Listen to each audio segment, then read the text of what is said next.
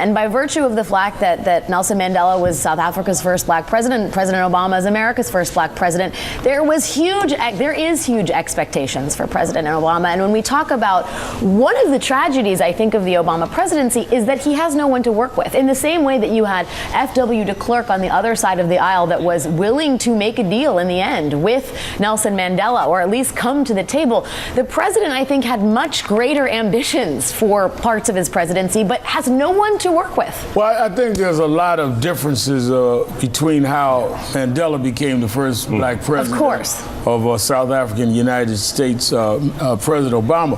But I think the one of the differences, in addressing directly your point, is that at whatever point, we don't know, de Klerk and his allies decided it was in their interest to make Mandela's presidency successful for the good of South Africa. Right.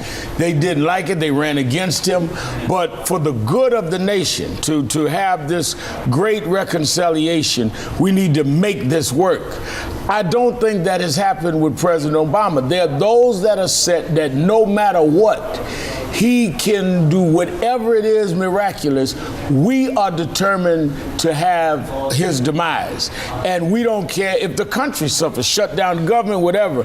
And I think that's the big difference in the opposition that they faced is there a commitment to the country over your partisan positioning? Just for a second, I want to point out something. I haven't heard anything as smart as what I heard Reverend Sharpton say a couple of minutes ago in 5 years. That is the most perceptive thing I've seen. It just rocks me. The difference between the way F.W. de Klerk handled the need for change and the inevitable election, democratic election of Nelson Mandela, a legitimate election, truly legitimate for the first time. He was never legitimately elected.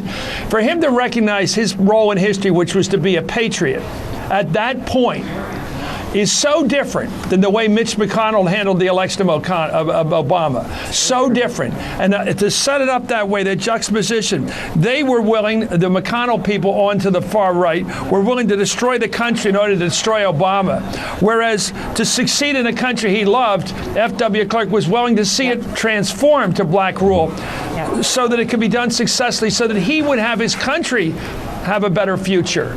Reverend, I owe it to you. I think that is the key statement about what happened yesterday, the loss of Mandela, and what his history was about, and the key statement of why this has been so poisonous the last 5 years. We have real people in this country with real power and status who have used that status and power to hurt the country so they can hurt the president.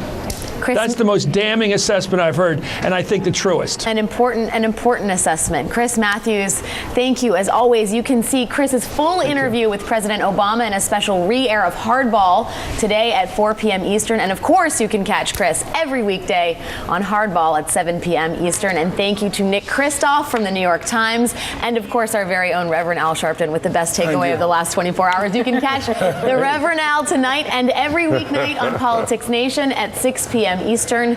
Coming up, we will look back at Nelson Mandela's historic visit to the United States and talk with Nobel Peace Prize laureate Elie Wiesel. That's just ahead.